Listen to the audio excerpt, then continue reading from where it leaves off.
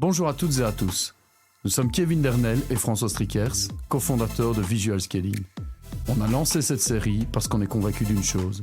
L'éducation et la formation sont aujourd'hui, plus que jamais, ce qui est le plus important dans la société comme dans les entreprises.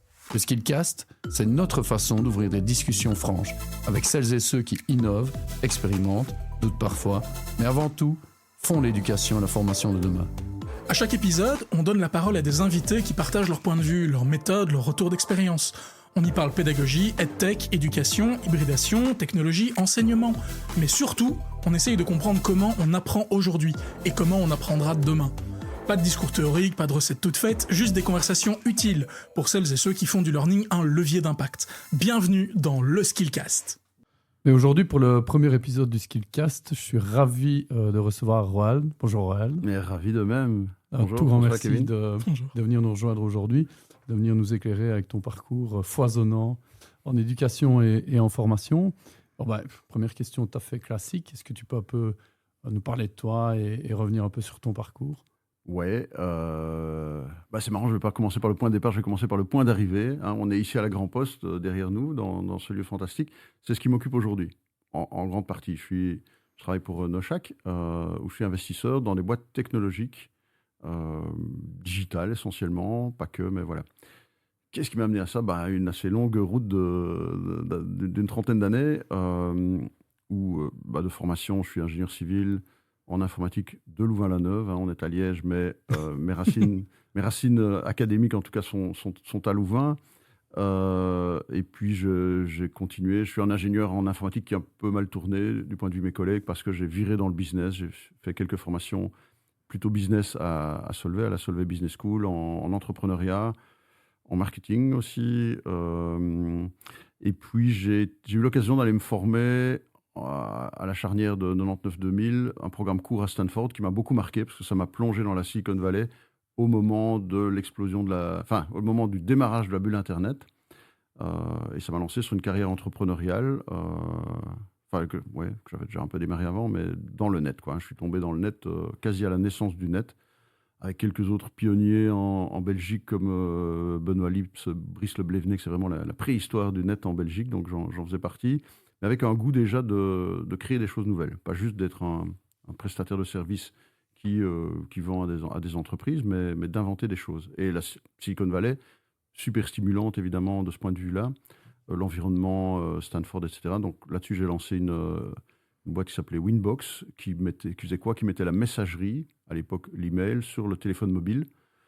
Aujourd'hui, on dirait... Ça, c'était dans quelle année ? En 99, 2000, 2001. Wow. Donc aujourd'hui... Donc c'est la fusion de la messagerie et du téléphone mobile. On ne s'en souvient pas, mais les téléphones n'étaient pas du tout utilisés pour la messagerie encore à l'époque. Et des investisseurs américains ont cru là-dedans, ont mis 2 millions, puis encore 3 millions. Donc je me suis retrouvé avec 5 millions, ce qui en 2000 était beaucoup à l'époque. En effet. Mais encore maintenant d'ailleurs, ça reste pas mal, mais à l'époque c'était vraiment beaucoup d'argent sur un pari. Et mes investisseurs disaient... We're going to be like Hotmail, except bigger. Donc, l'ambition était de dire, la messagerie, c'est important. Hotmail venait de le démontrer.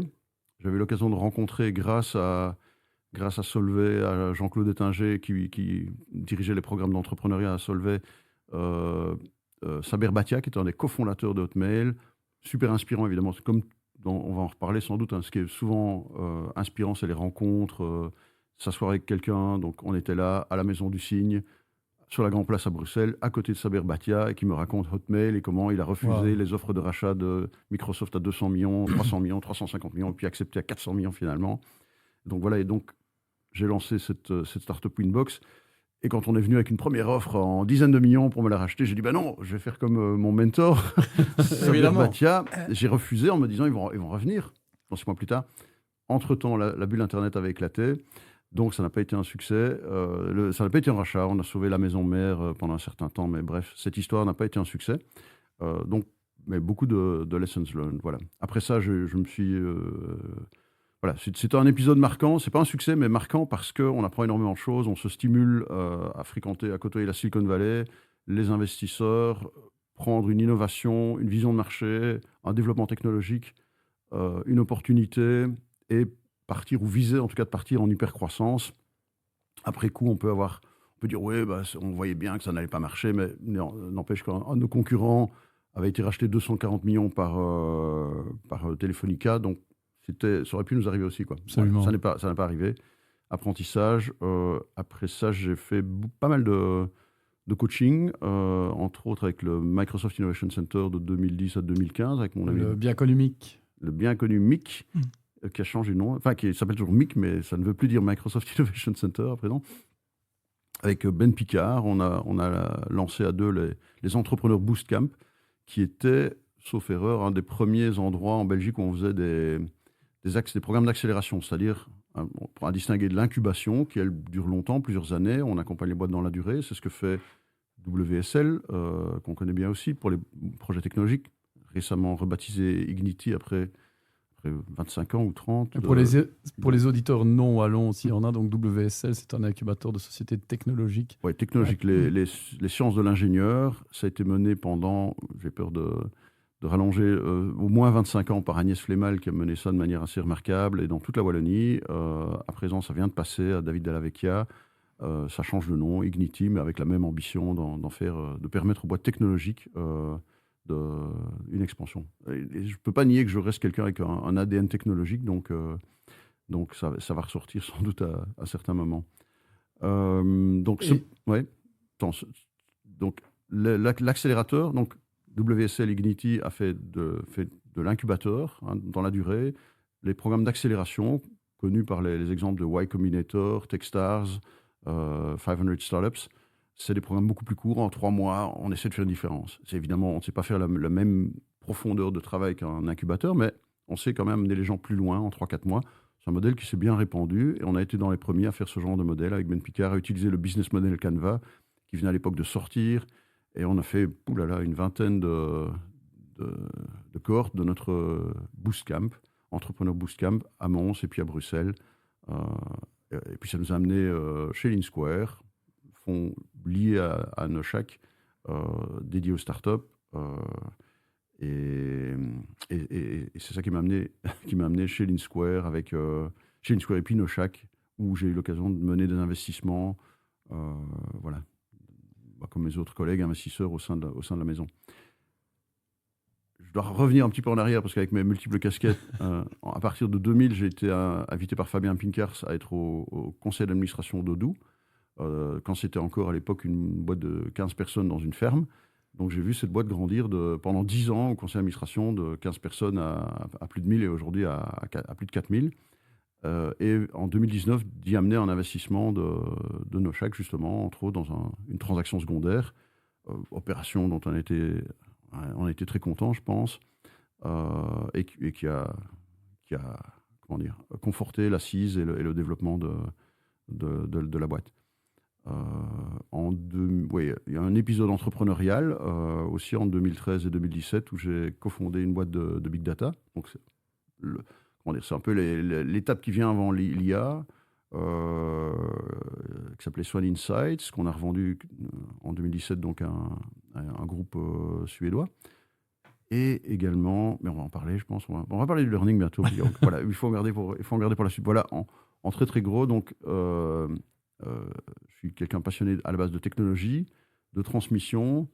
J'ai parlé du coaching. Je me suis retrouvé aussi avec des rôles d'enseignant dans des programmes universitaires, dans les facs d'ingénieurs en général, à la Polytech de Mons, puis aux ingénieurs de Louvain, aux ingénieurs de Liège, civils et industriels, avec le programme StarTech, justement, piloté par WSL, qui vise à donner des rudiments d'entrepreneuriat à des étudiants ingénieurs, avec un pari de Wallonie Entreprendre. Tiens, les ingénieurs peuvent être de bonnes pousses de start-up.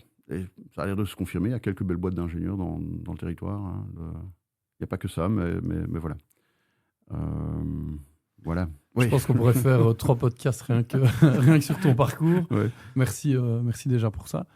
Alors, dans toutes ces expériences, je sais, parce qu'on échange beaucoup ensemble depuis des années, tu es un passionné d'éducation et de formation. Tu m'as d'ailleurs appris pas mal de concepts dans l'innovative learning de par nos échanges. Avec cette longue expérience, comment tu qualifierais l'évolution de l'apprentissage entre ce qu'on faisait dans les années 90, le début du net, Et toi, est-ce que tu as la manière, même ton parcours académique, et ce qui se fait aujourd'hui? Oui, on vient d'une époque au XXe siècle, hein, ça a l'air déjà loin, oui, c'est sans doute déjà un peu loin pour les plus jeunes qui nous écoutent, les millénials, où c'était, tu faisais tes études, bachelier ou un master universitaire, et avec ça, tu étais paré pour la vie. Voilà, je caricature un petit peu, mais c'était, tu fais un bon diplôme et tu auras une bonne carrière. C'est un peu le modèle que les parents transmettaient, croyant bien faire.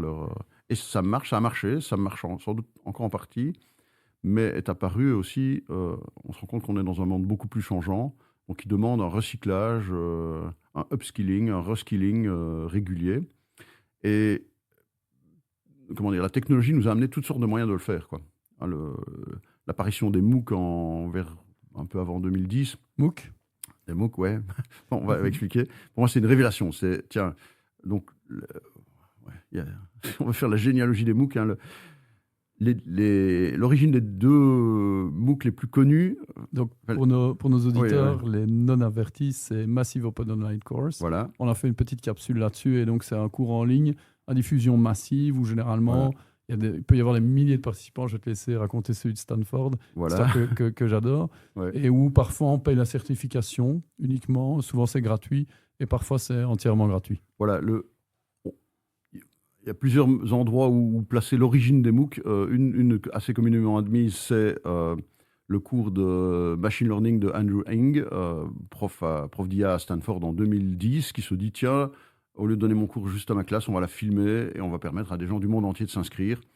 Et il a été complètement il pense Machine Learning en 2010, c'était quand même assez exotique. Il pensait avoir quelques centaines d'inscrits, peut-être 1 millier maximum. Il a eu 40 000 inscrits. J'en faisais partie, je m'étais inscrit à ce premier truc-là, mlclass.org, ce qui existe encore. Et surpris et donc ce cours a été suivi par des gens perdus dans les steppes de Mongolie, pour certains. Donc c'est devenu global, une global classroom, avec un des meilleurs profs en IA, quoi. Andrew Ng, c'est quand même celui qui a réussi à utiliser les GPU pour faire de l'IA. Donc, en gros, NVIDIA peut le remercier parce qu'il a joué un rôle clé là-dedans. Et voilà que son cours a 40 000 inscrits. Et donc, c'est devenu dans la foulée, typique de la Silicon Valley, tiens, il y a une opportunité. Ouais. C'est devenu Coursera.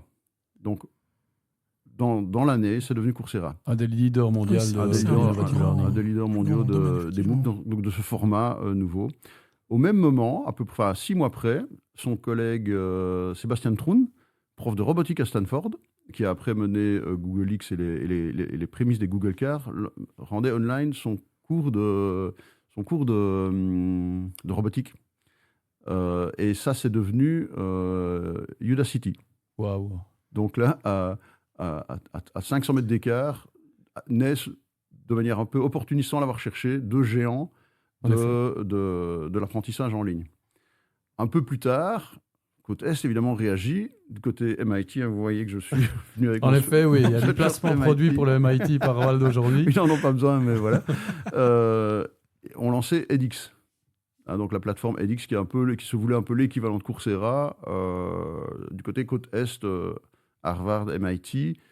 Et alors intéressant aussi dans toute cette mouvance, c'est qu'à l'époque, Vincent Blondel, avant de devenir recteur de l'UC Louvain, était prof invité au MIT et il a dit, tiens, mon université à la maison, là, quand même une des plus vieilles d'Europe, s'inscrirait bien dans votre... Donc Louvain s'est retrouvé charter partner dans les 12 premières unifs dans cette charte edX qui a permis à Louvain, et encore aujourd'hui, d'être un contributeur important de ces MOOC. Donc une explosion des MOOC. À noter que ces MOOC sont considérés comme pour les puristes, je sais qu'il y a sûrement des puristes autour de la table et qui nous écoutent, c'est les MOOC, il y a une distinction entre les... Ça y est, j'ai oublié les détails maintenant, mais il y a encore avant tout ça, il y avait George Siemens, un Canadien, qui avait inventé le concept de connectivist MOOC. Donc pour lui, ça devait être beaucoup plus... comment dire, l'apprentissage est quelque chose de beaucoup plus organique qui comprend beaucoup d'autres choses que juste... C'est devenu quelque chose d'assez pauvre par rapport à la vision originale de George Siemens. C'est une suite de vidéos et des quiz. Initialement, dans la vision de George Siemens, le MOOC connectiviste, c'est-à-dire ça serait fait une théorie de l'apprentissage qui est plus proche de la réalité, on connecte beaucoup de choses, des choses qu'on se rend compte, qu'on lit, qu'on découvre, une vidéo YouTube, etc. Ce n'est pas juste une suite linéaire de vidéos organisées par un enseignant. Voilà, mais donc le mode MOOC qui s'est imposé aujourd'hui, il a au moins l'avantage de l'efficacité, de la diffusion de masse, etc. Donc toutes ces choses-là sont à la fois une réponse à, tiens, comment est-ce qu'on peut se reformer au cours de la vie, comment est-ce qu'on peut abaisser les coûts, hein, parce que c'est à la fois, et ça a réussi, à mon sens, un mariage vraiment intéressant, c'est-à-dire quelque chose d'élitiste par la qualité du contenu, les meilleurs univers du monde, En effet. et en général accessible, soit il y a quasi toujours une version accessible gratuitement, ou un coût, voilà, pour $50, on peut avoir un certificat en accès au quiz et on a un petit certificat PDF. Voilà, donc ça, c'est une massification et une démocratisation de l'enseignement de la plus haute qualité. À partir du moment où Stanford a mis en ligne son cours de machine learning, vous êtes une université de 2e ou 3e division dans le reste du monde, c'est difficile de lutter contre ça, quoi. Donc la qualité de ce qui sort est impressionnante. MIT, c'est la même chose. Vous pouvez choisir d'aller sur, ça existe depuis au moins 20 ans, OCW. Vous tapez OCW MIT, c'est le Open Courseware du MIT. C'est des centaines de cours qui ont été filmés en vidéo et qui sont disponibles absolument gratuitement. Ou bien il y a des versions de certificats aussi sur edX à 50 ou $100. Ou bien ce qu'on appelle des SPOC. Donc, Small Private Online Course. Small Private Online Course, qui sont un peu comme des MOOC, mais on s'occupe plus de vous. Il y a un assistant qui corrige vos travaux, etc. Ça coûte 1 500, 3 000 euros, dollars. Ou bien vous allez sur place, comme mon ami Jean-François Remy, qui m'a d'ailleurs ramené ceci, qui va sur campus, et là, ça coûte entre 10 000 et 20 000 dollars.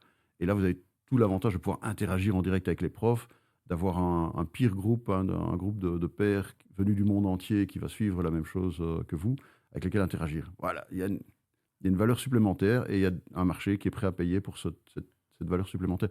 Donc l'offre est devenue très large, très up-to-date. Hein, les cours, en tout cas dans les universités sur ces plateformes, reflètent vraiment l'état du marché, au maximum 6 mois de retard sur l'état de l'art du marché. Même chose sur Udacity. Udacity est encore plus orienté, est encore moins diplôme universitaire ou certificat universitaire, et davantage quels sont les skills dont vous avez besoin pour vous hands-on, pour trouver un job chez Google, Alphabet, Facebook, etc. quoi. C'est quasi calibré pour ça, pour postuler et trouver du boulot dans les GAFAM et équivalents. Donc voilà, ça c'est des gros changements, et on ferait bien d'en tenir compte par chez nous. Nos unifs se sont mis au MOOC, ok, pas avec la même vitesse que les Américains, mais voilà. C'est vrai qu'on prend le cas de l'Université de Liège ici, qui a une cellule MOOC qui existe déjà depuis un certain nombre d'années maintenant. Ils partagent les contenus sur France Université Numérique, qui est une plateforme, mais aussi une architecture qui est basée sur edX, de toute façon au niveau du... Ouais. Il me semble que c'est ça. Je ne dis pas de bêtises.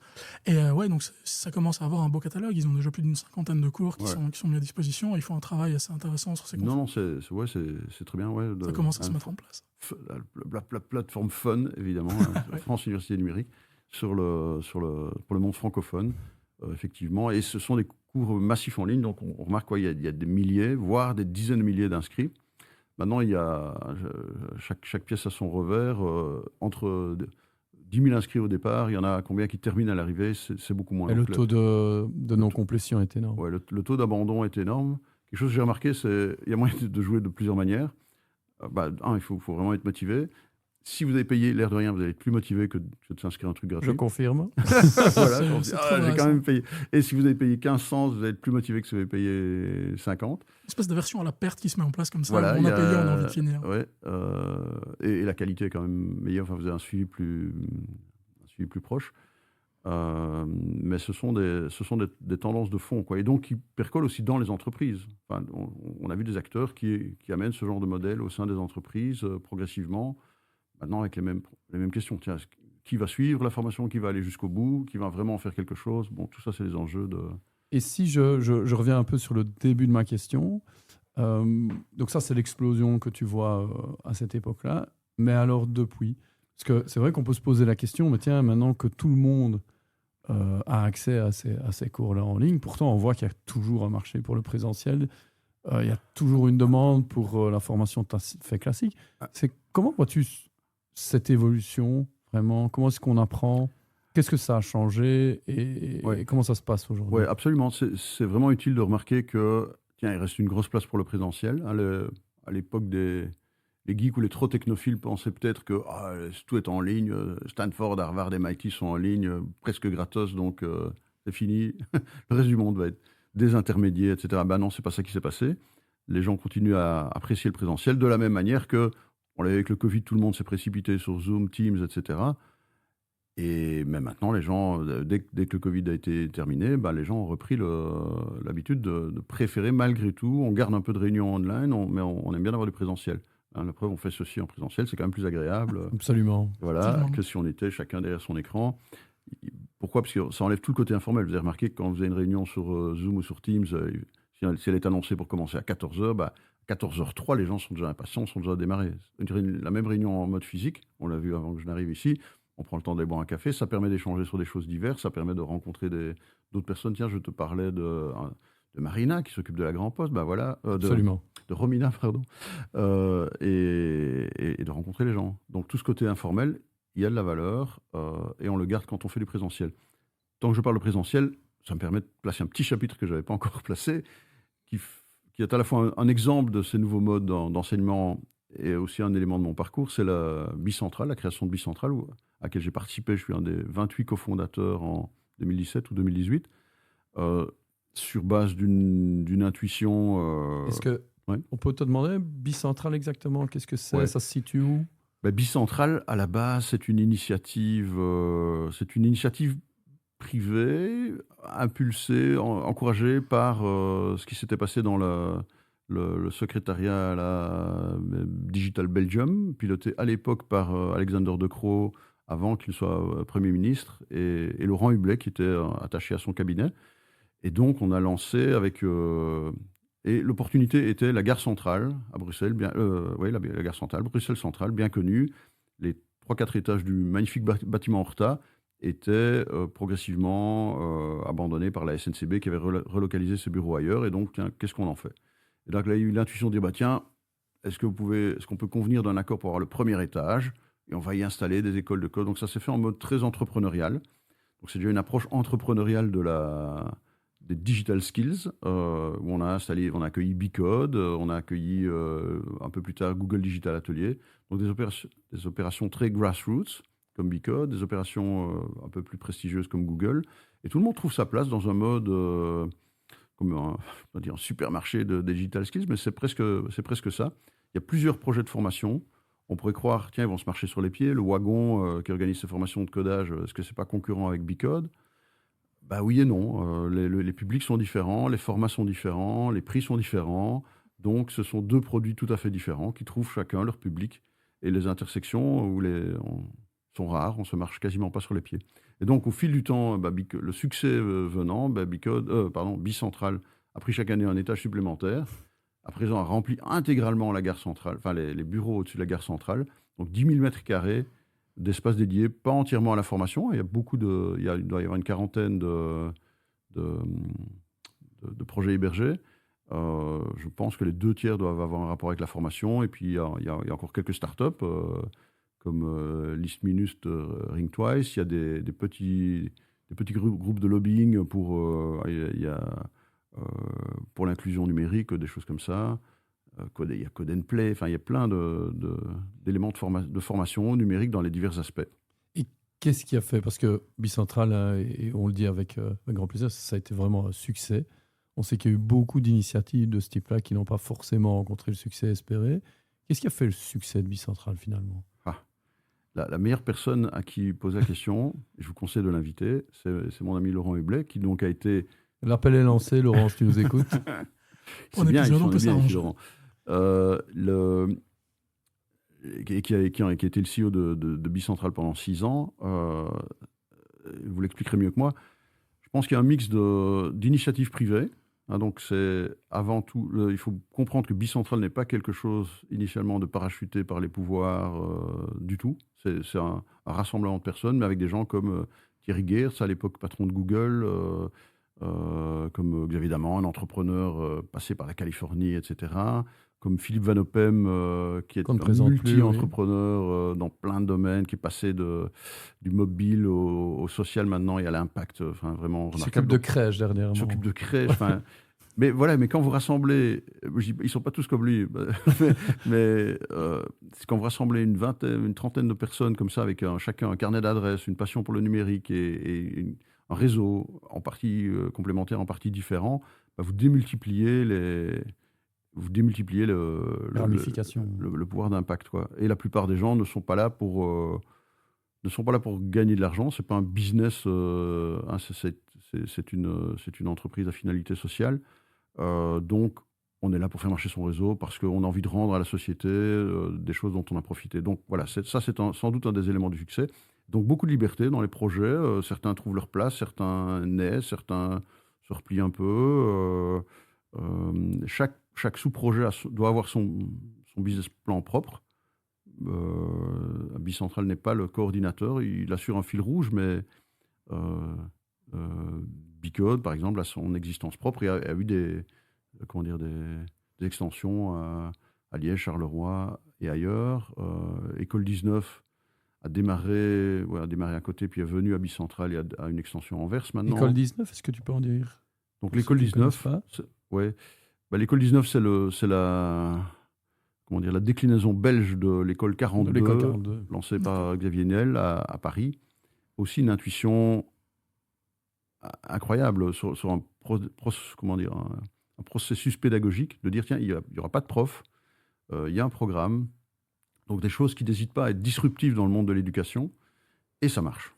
Enfin, à Paris, ça marche extrêmement bien, c'est une école, les participants de l'école 42 gagnent régulièrement des concours de codage. Tous les hackathons, etc., ils sont représentés. Qui les opposent à Polytechnique Paris et à d'autres écoles d'élite françaises, donc ça montre la solidité du modèle. Voilà, c'est arrivé à Bruxelles.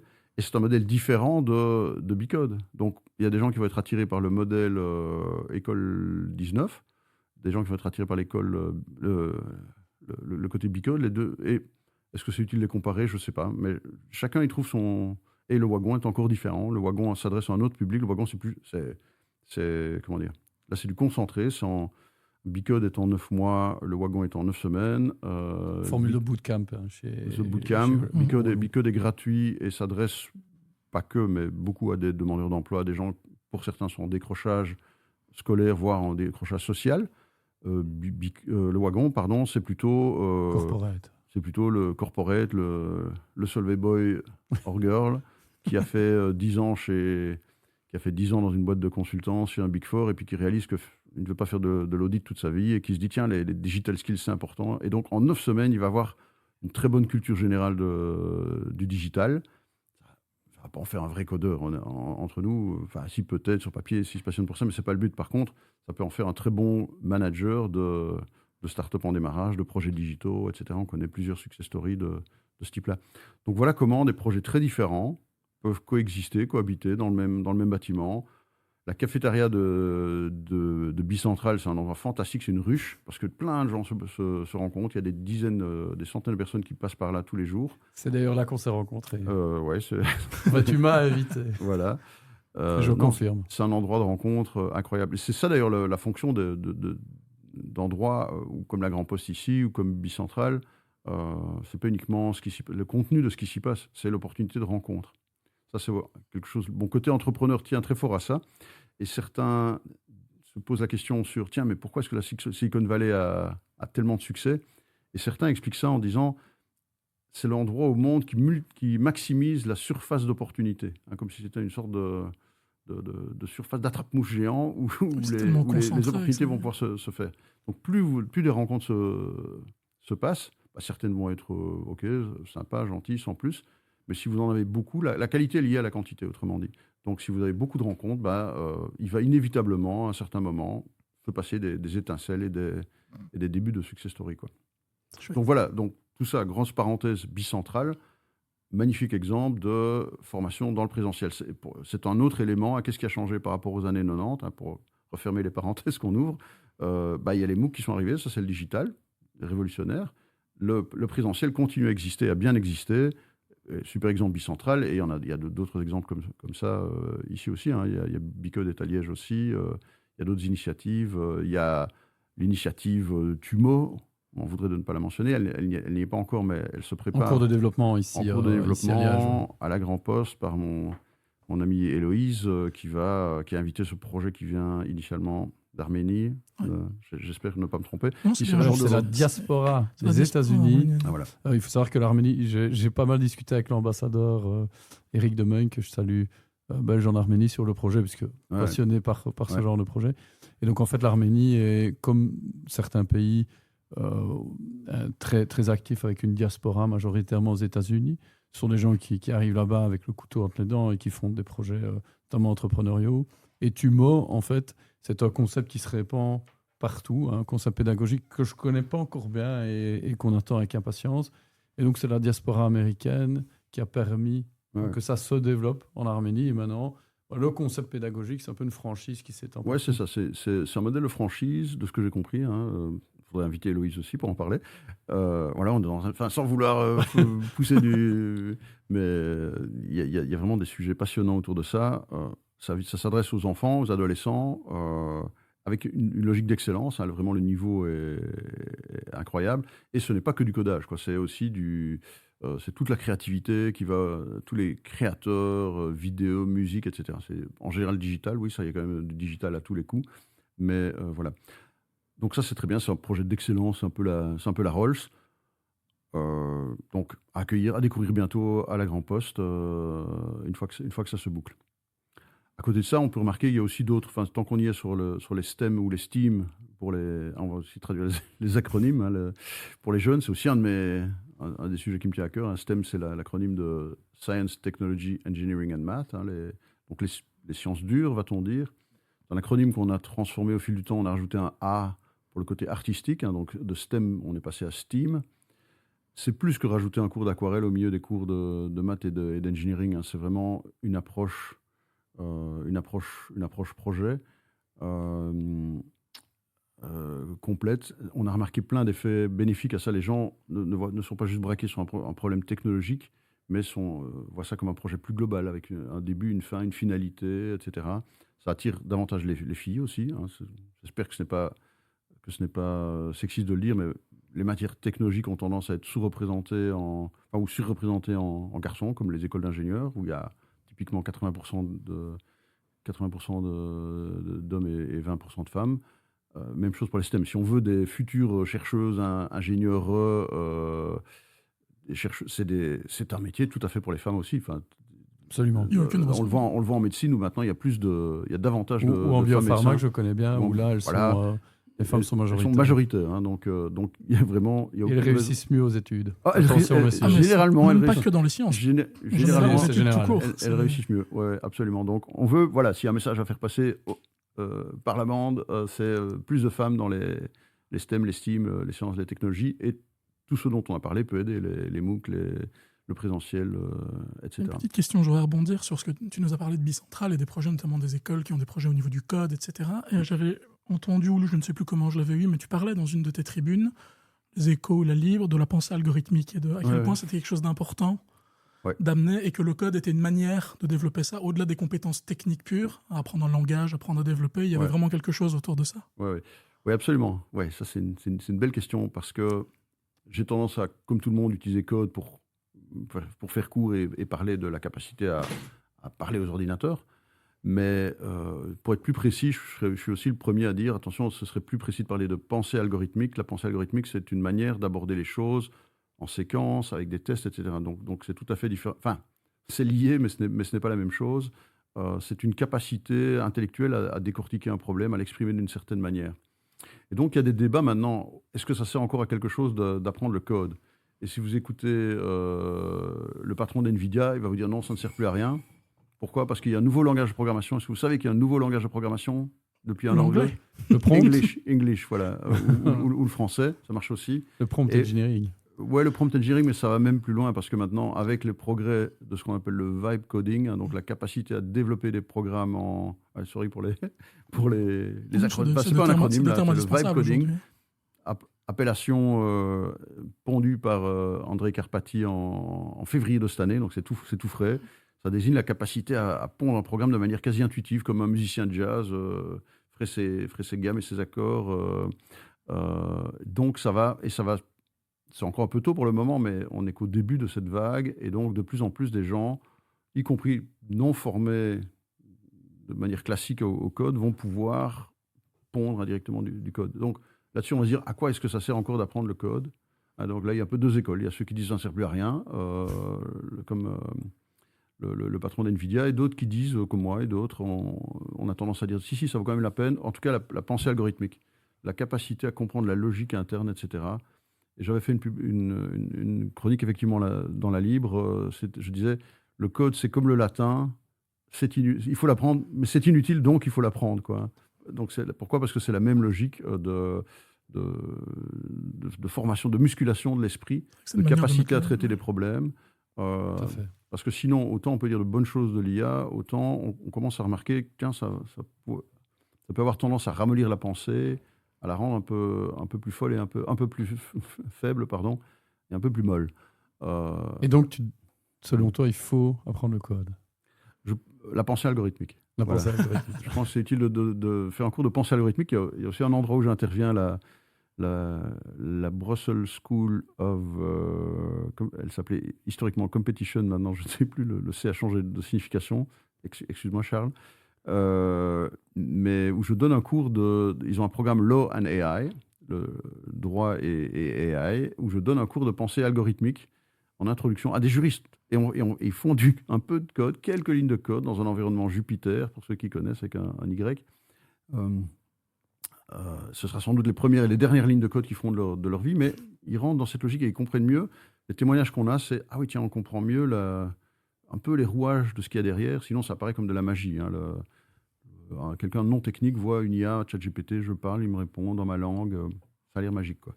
Mais là, on comprend un petit peu mieux les sous-jacents.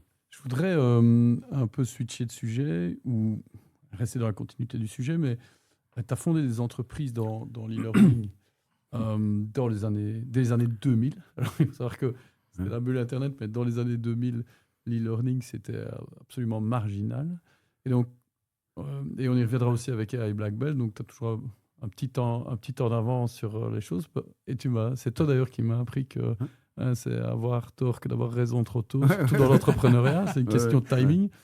Mais donc, tu peux nous parler un peu de ces projets-là, de ce qui s'est passé. Pourquoi l'e-learning dans les années 2000 ?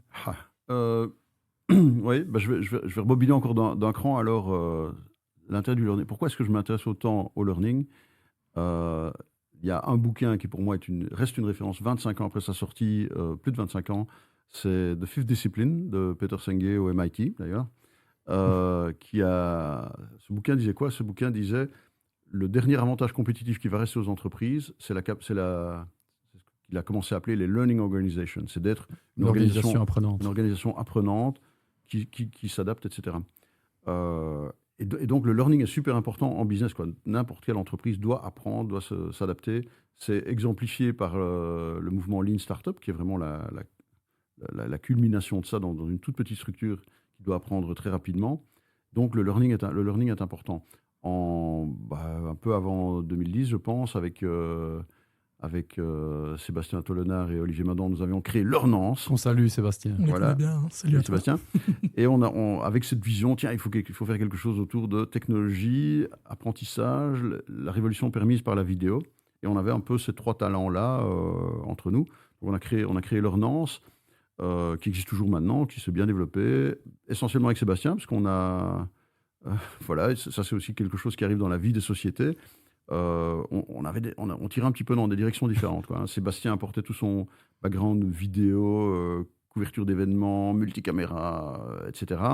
Olivier a un côté hardware, geek, hard IT. Roel d'un côté, voilà, vision, divergence, etc. Moi, ce que j'apportais là-dedans, c'était la volonté de faire quelque chose dans le genre de Udemy. Udemy venait d'exister à l'époque. Et je disais, tiens, ça c'est intéressant. C'est une plateforme qui scale du learning, hein, plateforme Udemy, des milliers de cours. C'est une place de marché. Vous avez un skill, vous connaissez quelque chose, vous en faites vous-même une petite vidéo. Est-ce que c'est exact de dire que Udemy, c'est un peu le booking.com de la formation ? Oui, en tout cas, dans la mesure où c'est une plateforme, c'est des intermédiaires. Udemy n'a pas un seul formateur interne. On est d'accord. Ce n'est que des formateurs... Ils ont juste un programme de partnership qui permet aux créateurs les plus performants d'être accompagnés, mais en soi, ils n'ont pas de ligne éditoriale, entre guillemets, comme LinkedIn Learning peut l'avoir, par exemple. Donc, Donc c'est une sorte de supermarché des formations à coût très bas aussi. Hein. Quand il y a des promotions, c'est régulièrement à $10 pour des formations parfois de grande qualité qui durent, où il y a 8 heures de contenu, 250 modules. C'est juste, voilà. Donc moi je voulais plutôt faire ça. Sébastien voulait plutôt apporter le côté vidéo et Olivier le côté hardware. On a d'ailleurs fabriqué ce qu'on a appelé une streamcase, c'est-à-dire un ordinateur hardware dans lequel on pluguait caméra, sortie VGA à l'époque, des ordinateurs. Et on avait en même temps l'orateur et son truc. Et les slides étaient synchronisés, il me semble. Les slides étaient synchronisés, on pouvait reproduire. Voilà. Vision intéressante, qui s'est pas assez matérialisée, qui m'a donné l'occasion de rencontrer des grands pédagogues comme Marcel Lebrun, qui était un pédagogue fantastique à l'UC Louvain, qui est un des premiers à convertir les gens au principe des flip classroom. Hein. C'est-à-dire, on peut expliquer flip classroom ? Bien sûr. Bien sûr. Voilà, flip classroom, c'est de dire, tiens, le contenu que donne le prof ex cathedra a tendance à être un peu le même chaque année. Donc, est-ce que c'est la partie la plus intéressante du cours ? Ben non, celle-là, mettons-la en mode vidéo, que les étudiants peuvent regarder à l'avance. Et à ce moment-là, ils arrivent en pouvant entrer dans un dialogue avec le prof. Et là, ça rend quelque chose de beaucoup plus intéressant. Ouais, tout ce qui est transmissif peut être vu à ton rythme quand ça t'arrange. Ouais. Quand tu vas dans le présentiel, c'est pour maximiser vraiment l'échange et l'interaction. Voilà. Et c'est quelque chose qu'on utilise d'ailleurs dans StarTech, ce programme d'entrepreneuriat pour ingénieurs. On reprend les MOOC de Steve Blank, un des pères du mouvement Lean Startup, prof à Stanford. Donc on a récupéré son super contenu en vidéo et nos étudiants regardent ça, c'est ça la matière. Et puis en séance, on travaille en direct avec les étudiants. Tiens, comment avance ton projet, etc. Maintenant, ce contenu a plus de 10 ans, maintenant, si pas 15. Donc, quelque chose. Je plaide pour qu'un de ces quatre, on remplace ce contenu par du contenu plus récent, en prenant des exemples autour de nous. Je suis sûr que pour quelque chose comme ça, on peut avoir un Fabien Pincars qui vient nous partager les leçons de la croissance d'Odoo ou d'un Benoît Depère qui vient nous partager les leçons du succès d'Aerospace Lab. Voilà, il y a plein d'entrepreneurs qui peuvent témoigner et en faire un contenu qui va être plus parlant pour les jeunes entrepreneurs locaux. Petite parenthèse peut-être, on a cité Udemy dans un peu le boom de ces plateformes, là où c'est finalement tout le monde devient formateur, tout le monde est apprenant. Ouais. Comment tu perçois ça sur la question de la légitimité des formations, des formateurs ? Qu'est-ce que tu penses de l'écosystème tel qu'il est aujourd'hui, où on trouve vraiment de tout ? Comme tu dis, les universités les plus prestigieuses du monde ont des formations certifiantes en ligne, mais on peut aussi se former au même contenu, entre guillemets, mais sur YouTube, sur Udemy, pour des sommes dérisoires. Oui, très bonne question, difficile d'y répondre. Oui, on aurait dû mentionner YouTube plus tôt d'ailleurs, parce qu'effectivement, beaucoup de gens se forment sur YouTube, on trouve tout sur YouTube, depuis la guitare jusqu'à des choses très techniques. Maintenant, après un certain temps, les gens voient vite les limites d'un modèle YouTube où on se forme, c'est très plic-ploc, et donc il y a un intérêt à avoir une personne qui a mis un fil rouge pour vous, et voilà. Donc ça plaide assez vite. Après avoir erré entre des contenus gratuits sur YouTube, souvent on finit par dire tiens, je vais quand même payer 49 € ou 159 € pour un cours avec un formateur. Ce qu'on paye, c'est la structure au final. La structure, la séquence, et puis alors la validation. La validation du contenu. La validation, oui, mais on remarque que c'est quand même difficile parfois de savoir qui est légitime là-dedans. Et parfois, on va dire lui doit être légitime puisqu'il vend sa formation à 600 € ou à 1200 €. Parfois c'est le cas, parfois c'est pas le cas. Donc il y a un peu de tout, quoi. Donc ça, c'est pas encore facile de distinguer le bon grain de livret là-dedans, quoi. Oui, c'est d'ailleurs une évolution. C'est marrant parce que je parlais de ça quand j'ai dirigé des centres de formation en 2018. 2013, quand j'étais directeur de centre de formation. Et je disais déjà à mes formateurs, et c'est quelque chose auquel je crois réellement, le métier de formateur demain, c'est plus de produire du contenu, c'est de savoir quel est le contenu, comme tu dis, qui est de qualité et comment je vais le mettre à disposition. Et par contre, la plus-value telle que je l'aperçois, parce qu'on parlait du présentiel, pourquoi tout le monde n'apprend pas en ligne, la plus-value d'un expert aujourd'hui, c'est d'un expert local, ça va être de donner accès aux bonnes ressources, à mon sens, et puis de réunir les gens pour les interactions et les questions, les questions personnelles. En tout cas, c'est quelque chose que je raconte en 2013. J'ai l'impression que c'est encore vrai aujourd'hui. Oui, c'est encore assez vrai. Je vais prendre un exemple que tu as évoqué tout à l'heure, d'ailleurs. les formations en IA, hein, puisque j'ai eu l'occasion... Alors, je Ouais. t'arrête 2 minutes, justement. C'était On va te des poser la questions que question je vais tout de te suite. poser. Parle-nous, donc tu as lancé AI Black Belt Voilà. en 2019. Ouais. C'est là qu'on s'est rencontrés, Ouais. d'ailleurs. On rappelle Projet que IA ne voulait rien dire pour le grand public à ce Oui, moment-là. absolument. Ouais.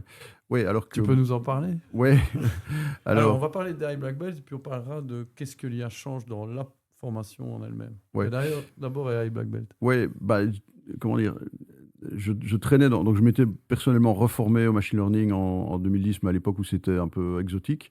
Ça allait devenu de moins en moins. Il y a eu la vague du big data à laquelle on a participé avec cette entreprise Swan Insights. Et puis on voyait venir derrière ça, tiens, l'IA, ce deep learning, tout ça se réveille progressivement, hein. Moi, j'avais l'impression, quand j'allais en Silicon Valley, deep learning, tout le monde parlait de deep learning, ça rendait possible la vision, ce qui était un des hard problems de l'IA. Ça rendait possible la conduite, enfin les balbutiements de la conduite autonome, et on voit que le diable est dans les détails, voilà, mais il y avait déjà des voitures autonomes expérimentales, en tout cas vers 2000, à partir de 2015, etc. Donc je me dis, OK, c'est une vague énorme qui va arriver. J'ai été fort inspiré par ce que faisait mon ami Grégory Renard avec la Holberton School, donc il formait quasiment des adolescents au machine learning, etc., en Silicon Valley, évidemment, hein, c'est un Belge parti là-bas. Je me dis, waouh, il faut qu'on fasse quelque chose de similaire ici. Et donc, préparé dès 2018 et lancé en 2019, à Bicentral et en Wallonie, AI Black Belt, qui était un concept de dire, tiens, c'est une matière un peu difficile, intimidante, on va y creuser un escalier de progression, une ceinture blanche, jaune, orange, comme dans les arts martiaux. On a fait tourner plusieurs cohortes comme ça. D'où la White Belt, Voilà, Orange Belt, Voilà, et voilà. qui vous amène à la Black Belt, qui est inspirée... On n'est jamais arrivé à la Black. Hein, qui est inspiré des modèles de formation Java. Hein. Oui, c'était inspiré entre autres par John Rizzo, que tu vas recevoir sans doute prochainement. Au prochain épisode. Au prochain épisode, c'est John. Salut John, qui avait lancé Java Black Belt. AI Black Belt, bah oui, pourquoi pas. On a lancé ça à Bicentral, en présentiel, avec un programme qualitatif 1 sur 4 demi-journées, avec des interventions, des témoignages de praticiens de l'IA qui venaient dire, tiens, voilà ce qu'on a fait dans telle entreprise. Pendant 1 heure, venaient expliquer un case. Donc, ça donne une expérience accélérée aux gens. On a dû malheureusement arrêter à cause du Covid, hein, qui a interrompu le présentiel. Et puis le temps qu'on a essayé une fois ou deux de relancer en online, mais alors c'était la fin des confinements, donc les gens voulaient à nouveau du présentiel, etc. Donc on a un petit peu trébuché. Quelque chose que je me suis promis de relancer incessamment sous peu depuis un certain temps. Pas encore eu tout à fait l'occasion de concrétiser ça. Mais je pense qu'il y avait des vertus à ce format-là qui est... Et maintenant, à refaire, je mettrai un gros composant online pour avoir les avantages de l'online, c'est-à-dire on peut le regarder à son rythme, on peut le revoir autant de fois qu'on veut, on peut prendre le temps de bien expliquer les choses, on peut faire des quiz, etc. Et de mixer le présentiel, c'est-à-dire la rencontre entre des gens intéressés par la même démarche, l'interaction avec des praticiens, ça c'est absolument précieux, irremplaçable. Et est-ce que tu referais un modèle de cohorte où tu dois réunir X personnes au même moment, ou est-ce que tu ferais des modèles auxquels moi, et je partage ça personnellement, je crois énormément, c'est-à-dire des modèles où en fait il n'y a pas de groupe, le online préenregistré, self-paced, tu t'inscris quand tu veux, et je ne fais la session présentielle que quand j'ai X inscrits dans un Calendly et quand ça arrange tout le monde. Ouais, je crois qu'il faudra... L'online peut se faire à peu près n'importe quand, effectivement. Le présentiel, bah oui, par définition, il faut que les gens soient présents au même moment. Donc, je pense malgré tout qu'il y a quelque chose de séduisant dans l'idée de cohorte, dans le fait que les gens se connaissent. Tiens, ça c'est la cohorte printemps 2025 ou automne 2026. Ils se connaissent et puis il faut organiser des événements entre cohortes. Enfin, tous ces éléments de networking alumni, c'est des choses qui m'animent bien. Je suis occupé par ailleurs avec les alumni ingénieurs de Louvain et même les alumni de l'UC Louvain en général, parce que je crois très fort dans la force des réseaux d'anciens, surtout dans des démarches entrepreneuriales ou de développement. Oui, l'online plus le présentiel, il faut les deux. Et donc, on a lancé cet AI Black Belt, qui était qualitative, me semble-t-il, qui était avant l'IA générative. Donc maintenant, l'IA générative, OK, ça... c'est encore le boom du moment. C'est le boom du moment, c'est encore plus populaire, tout le monde a l'impression « Ah, enfin, je comprends », etc. C'est très bien. Je pense, malgré tout, qu'il y a un effet d'optique qui fait que celui qui a compris l'IA générative a l'impression qu'il a compris toute l'IA. Et ça, je pense que c'est un effet d'optique même assez dangereux, parce que dans certains cas de figure, par exemple en vision industrielle, on peut faire du machine learning et du deep learning classique sans avoir besoin d'IA générative. L'IA générative. Donc, et à nouveau, Andrew Ng, que j'ai déjà cité, ce prof de Stanford qui entre-temps est devenu investisseur dans une centaine de boîtes IA, dit l'opportunité du machine learning ou deep learning classique est grosse comme ça, alors que le générative IA est comme ça. C'est en train de changer, elle est en croissance beaucoup plus rapide, mais il reste énormément d'opportunités. La face émergée de l'iceberg. Voilà, en machine learning classique. Donc, avec l'apparition des nouvelles formations et des nouveaux experts de l'IA qui ont découvert l'IA il y a 2 ans, voilà, là, je me permettrais d'être un petit peu incisif à dire attention, si vous suivez ça, il y a une partie qui va vous échapper. Vous allez faire joujou avec le prompt engineering et ça va sembler magique et c'est très bien. Il y a beaucoup de choses à faire, il y a plein d'opportunités, mais attention à ne pas passer à côté d'autres outils dans la trousse à outils de l'IA qui existent toujours, qui sont toujours très pertinents. Et pour moi, c'est indispensable de les connaître. Donc, si et quand on relance AI Black Belt, on s'assurera qu'il y a bien cet historique de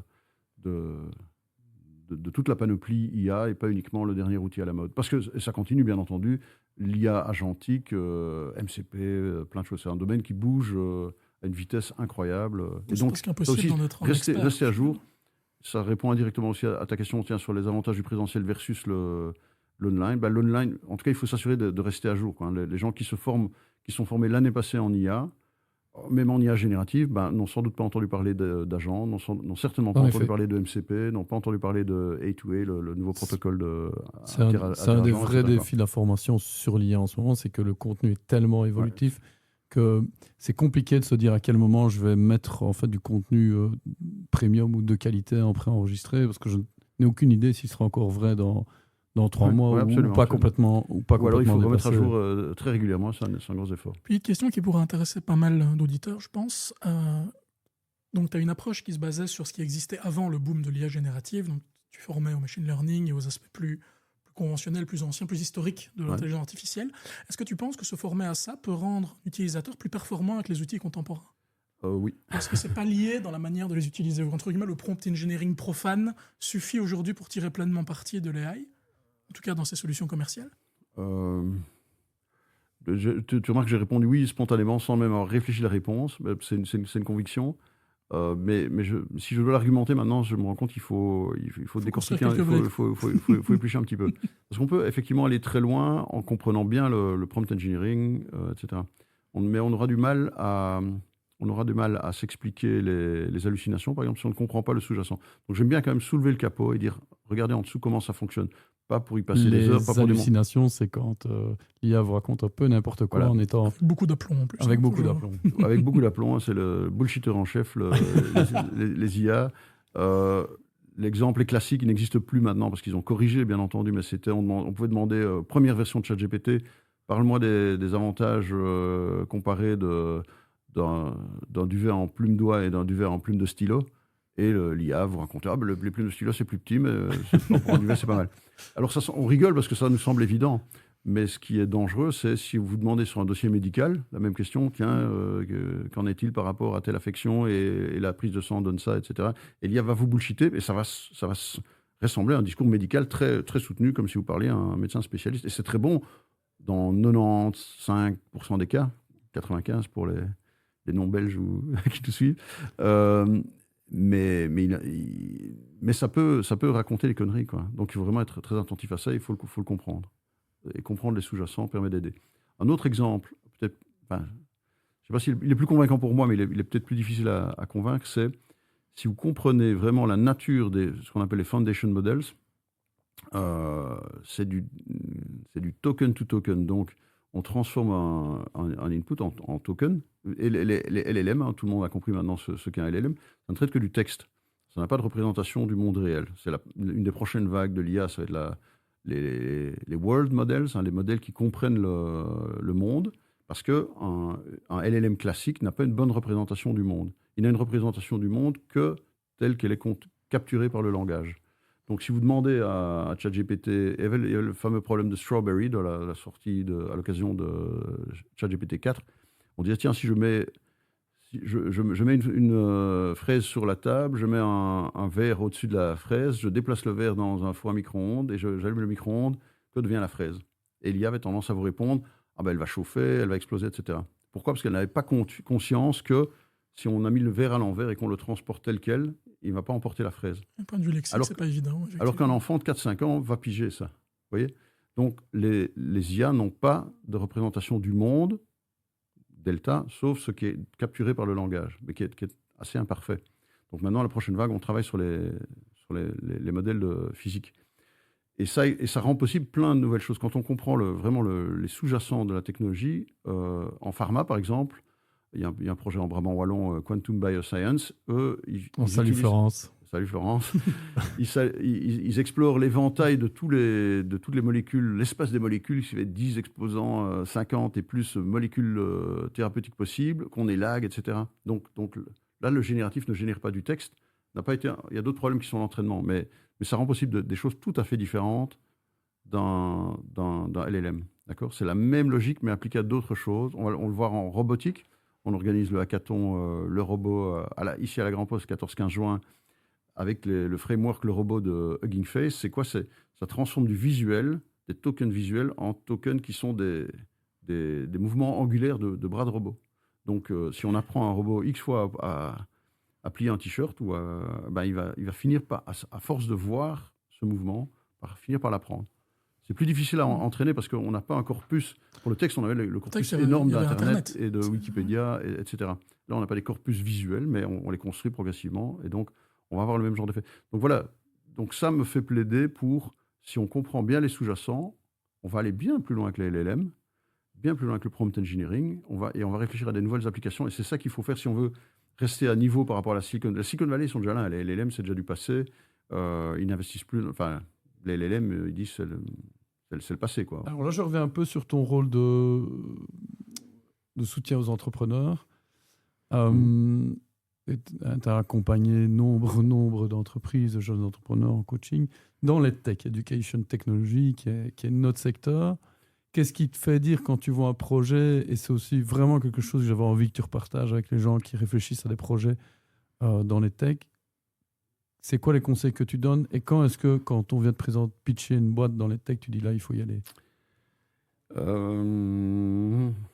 À la fois facile et pas facile de répondre à ça parce que d'abord, il y a une couche, je dirais, c'est les mêmes critères que pour n'importe quel projet. Donc la qualité de l'entrepreneur, l'opportunité de marché, la manière de développer, l'articulation entre la vision, l'exécution, le go-to-market, comment est-ce qu'on va trouver, comment est-ce qu'on va arriver dans les mains des premiers intéressés, etc. Donc ça, il y a une couche de critères qui est commune à n'importe quel projet start-up ou technologique. Les tech en particulier, surtout dans nos contrées, est un petit peu délicat parce que le business model est moins trivial qu'aux États-Unis. Aux États-Unis, il y a des programmes qui proposent des formations à plusieurs milliers de dollars qui apparaissent comme bon marché, comme alternative à l'université qui coûte des dizaines de milliers de dollars par an. Donc, si vous dites aux gens, on peut vous faire de vous un codeur en 9 mois pour 10 000 dollars en mode bootcamp, il y a des gens qui prennent. Donc, en Belgique, ce serait plus difficile à vendre, quoi. En Belgique, en Europe en général. En Belgique, en Europe. Pourquoi ? Parce qu'on a un bon système d'éducation publique, donc on ne va pas s'en plaindre. Mais c'est une concurrence, d'un point de vue entrepreneurial, c'est une concurrence par rapport à des projets gratuits.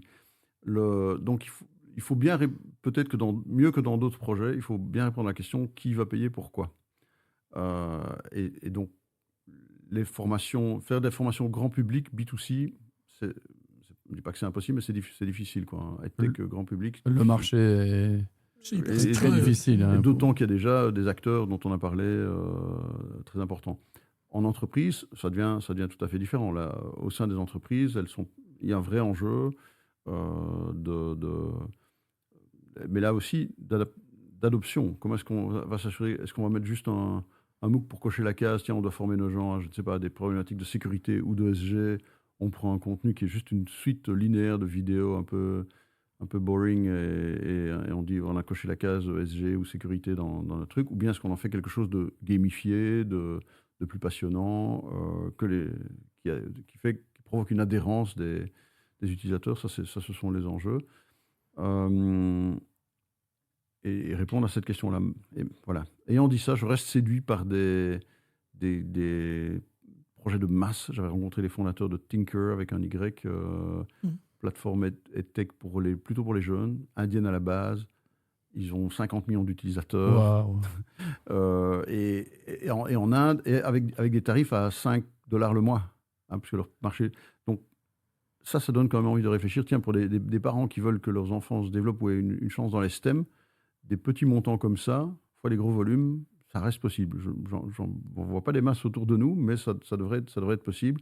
Donc ça, c'est le genre de projet que je regarderai avec attention. Et c'est vrai que l'Inde, on en parle peu, mais en matière d'éducation technology, ils ont des startups incroyables, des entreprises incroyables, dû malheureusement pour eux aussi au fait que le système éducatif est beaucoup plus complexe pour eux. C'est difficile quand tu vois la masse de population, ça c'est énormément de laisser pour compte. Et ça, c'est vrai que c'est une manière aussi de raccrocher dans pas mal de régions du monde, de raccrocher à ce genre de choses. En même temps, l'Inde, un pays que j'adore, j'ai visité quelques fois.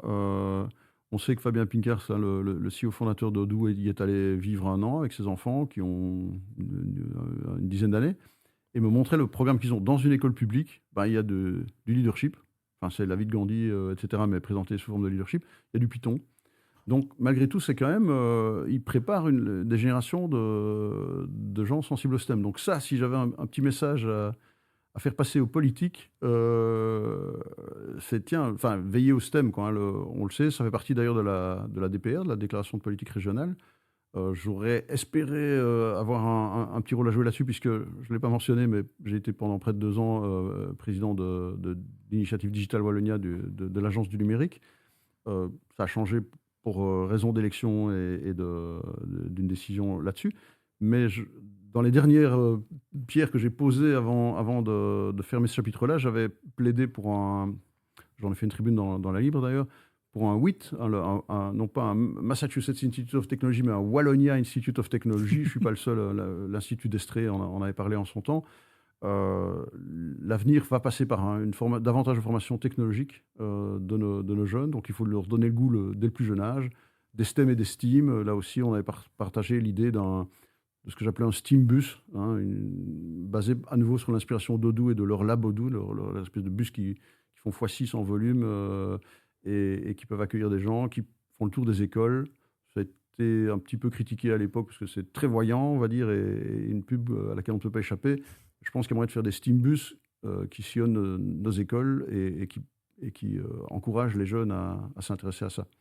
Et justement, en fait, je rebondis un peu sur ma question suivante, c'est quoi alors on a la chance, on l'a dit en Europe, en Belgique, d'avoir un enseignement public qui est accessible, auquel tout le monde peut avoir la chance d'aller à l'université. Ça, c'est vraiment particulier à la Belgique. Toutes les universités sont publiques et ont le même prix. Ça va être quoi alors la place des projets entrepreneuriaux dans l'éducation, du privé dans l'éducation? Comment tu vois ça? Comment chacun doit trouver sa place aussi pour, d'un côté, garantir l'objet social, l'éducation, la formation, l'accessibilité, mais d'un autre côté, permettre que l'innovation qui est propre aux entrepreneurs puisse se diffuser? Oui, difficile de faire une réponse concise là-dedans, parce que les réponses sont multiples. Je dirais, allez visiter Bicentral. Et là, on va se rendre compte justement de la diversité de réponses. Les problèmes s'expriment avec des particularités un petit peu différentes. Et les entrepreneurs, qui sont des êtres très adaptatifs, vont y trouver des réponses différentes, y compris quand ils n'ont pas une grande connaissance du secteur. Mes amis Philippe Van Oppem et Daniel Vroegstraat avaient lancé EduKit à l'époque, qui consistait à mettre des laptops, des Chromebooks dans les écoles, à rendre ça accessible. Ils ont débarqué là-dedans avec une forme de naïveté. Ils n'étaient pas des spécialistes de la question. Ils ont été critiqués d'ailleurs, mais ils ont été avec des ressources entrepreneuriales incroyables à renverser les montagnes. Ils ont réussi à résoudre une partie de l'équation économique en découvrant au fur et à mesure et en explorant. Et maintenant, ils mettent ça à partir. Donc, c'est une fois dans l'entrepreneur et dans le modèle entrepreneurial qui est adaptatif. L'entrepreneur ne fonctionne pas en ayant un plan préétabli. Il fonctionne beaucoup en regardant ce qu'il a autour de lui. C'est la théorie de l'effectuation que j'apprécie sur le fonctionnement de l'entrepreneuriat. Effectuation.org, si vous pouvez le mettre dans les notes du podcast. L'entrepreneur, le manager a tendance à fixer un but préalable et puis va trouver la voie la moins chère, la plus rapide, etc. L'entrepreneur est très attentif à ce qu'il a autour de lui comme ressources à sa disposition et ensuite il va choisir un chemin. Donc la logique n'est pas la même en fait. Et ça, quand on met ça en route, donc on ne sait pas définir à l'avance là où on va arriver, mais on sait définir qu'on va se diriger comme l'eau, fluide comme l'eau, on va se diriger vers un endroit où il y a quelque chose à faire, quoi. Et attention que, autant j'adore encourager les gens dans l'entrepreneuriat, autant attention, mesurer vos ressources et les efforts que vous mettez dedans. Le burn-out de l'entrepreneur, ça existe, il faut y prendre garde parce qu'on peut s'épuiser soi-même en exigeant beaucoup de soi-même, quoi, Donc attention à ça. On arrive au bout de cette conversation passionnante. Et on voudrait clôturer ce podcast par une petite question prospective. On va te poser. Comment tu vois le futur de la formation à 5 à 10 ans? On va parler juste de chez nous, de la Belgique francophone, du petit microsystème, puis tu peux élargir évidemment. Zut, en théorie, j'aime bien faire de la prospective comme ça, mais c'est vraiment une colle. Je pense qu'il y aura beaucoup d'ingrédients qui sont déjà présents. Donc, il y aura toujours les universités qui vont devoir se réinventer. Il y aura toujours les formes un petit peu hybrides, mix de MOOC et de présentiel, mais plus organiques, comme Bicentral et d'autres exemples.